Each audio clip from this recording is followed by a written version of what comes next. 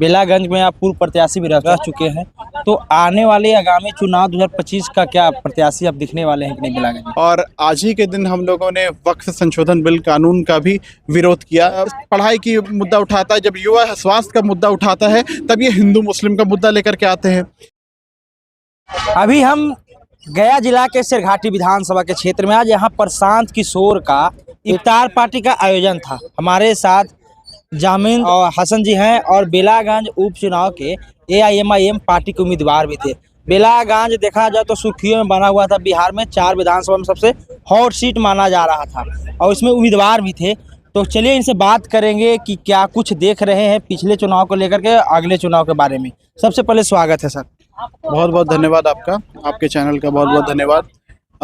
ये रमज़ान का महीना चल रहा है और आज हमारा आखिरी जुम्मा भी था, जिसे अलविदा कहते हैं, और उस मौके पर यह खंडेल गांव है सिरघाटी विधानसभा में, जहां पे दावत इफ्तार रखा गया। इसके मेहमानी खुसूसी हमारे पार्टी के रूहे रवाज प्रशांत किशोर जी भी शामिल हुए और ये एक पैगाम देने का अवसर है जिसमें गंगा जमुना तहज़ीब को दिखाया जाता है कि एक साथ सब हिंदू मुस्लिम सब मिलकर एक जगह पे इफ्तार करते हैं।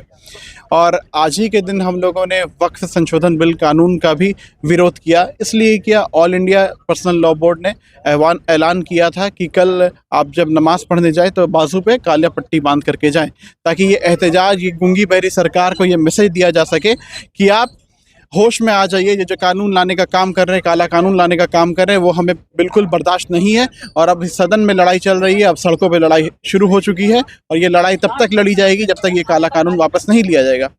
आप मौजूदा सरकार को जब देखते हैं, मोदी जी की सरकार को, तो ये मुद्दों से भड़काने का काम करती है, भटकाने का काम करती है। जब युवा बेरोजगारी की मुद्दे उठाता है, जब युवा पढ़ाई की मुद्दा उठाता है, जब युवा स्वास्थ्य का मुद्दा उठाता है, तब ये हिंदू मुस्लिम का मुद्दा लेकर के आते हैं। अभी आप देख रहे हैं किस तरह से डॉलर के मुकाबले रुपया गिरता जा रहा है, किस तरह से सोना का भाव बढ़ता जा रहा है, किस तरह से महंगाई चरम सीमा पे है। आप देखिए गैस सिलेंडर के लिए स्मृति ईरानी, ढोंगी ईरानी कितना नौटंकी करती थी, और आज के दिन में आप देखिए गैस सिलेंडर 1000 रुपये का हो गया। इन्होंने कितना दिमाग लगाया, बुद्धि कितना लगाया कि पहले आपको क्या सब्सिडी के नाम पे सब्सिडी देने का काम किया, लेकिन धीरे धीरे सब्सिडी भी गायब हो गई। तो ये सरकार बेवकूफ़ बनाने वाली सरकार है। ये 15 लाख का नारा दिए थे, 2 करोड़ नौकरी का नारा दिए थे और हर जगह विफल हो गए। जब विफल हो गए तो अंग्रेज़ के गुलाम है। आप तो जानते हैं ये माफ़ी वीर है, माफ़ी मांगा करते थे। जिस तरह से सावरकर ने माफ़ी मांगा, ये भी माफ़ी मांगा करते थे। उन्हीं के लोग हैं, तो उन्हीं का थ्योरी को अप्लाई करने का काम किया कि फूट डालो, राज करो, हिंदू मुस्लिम करो और राज करो। यही काम करने के लिए हमेशा कभी बाबर का मुद्दा उठा लेते हैं, कभी हुमायूं का मुद्दा उठा लेते हैं, कभी औरंगजेब का। अरे भाई, जो आदमी इसी देश में राज किया, इसी देश के लिए हर कुछ किया, हर कुछ कुर्बान कर दिया, और आज वो दफन है 300 साल नीचे, 300 साल हो गए उसके दफन हुए, उसको उखाड़ने का काम कर रहे हो। अरे आगे बढ़ो, जिंदगी में बहुत कुछ है।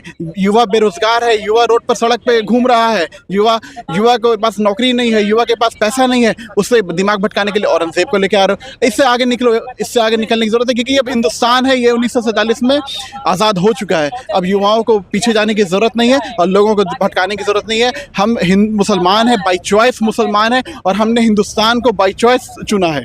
हमें ज़बरदस्ती नहीं किया गया। हम यहाँ बाई चॉइस आए और रहेंगे और इसी मिट्टी में मिल भी जाएंगे। और हम यही चाहते हैं कि ये जो हमारा जो हिंदुस्तान की खूबसूरती है कि यहाँ हर धर्म के लोग हैं, लिंग्विस्टिक बेसिस पे लोग बटे हैं, लेकिन हम फिर भी क्या है, यूनाइटेड है। यूनिटी इन डाइवर्सिटी कहते हैं।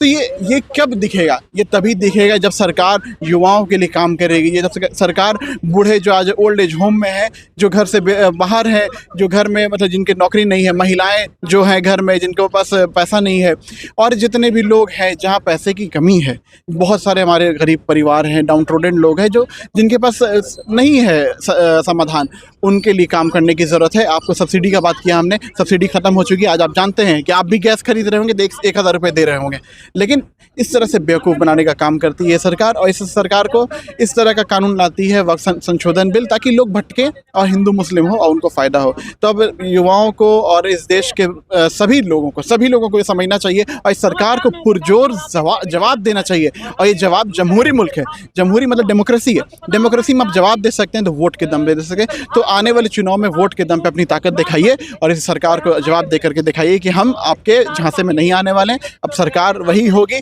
जो हम चाहेंगे। चलिए, तो आप बात किए वक्फ में संशोधन बिल को लेकर के। अब आते हैं चुनाव को लेकर के। चुनाव का नज़दीकी अब देखा जाए तो लगभग 250 दिन बचा हुआ है बिहार में। जनसुराज पार्टी में अब शामिल हो गए। देखा जाए तो 243 विधानसभा में प्रशांत किशोर दावा ठोक रहे हैं। बेलागंज में आप पूर्व प्रत्याशी भी रह चुके हैं, तो आने वाले आगामी चुनाव 2025 का क्या प्रत्याशी आप दिखने वाले हैं कि नहीं बेलागंज में? देखिए, ये तो समय आने वाला वक्त ही बताएगा, और जो प्रशांत किशोर जी अगर चाहेंगे तो हम लड़ेंगे।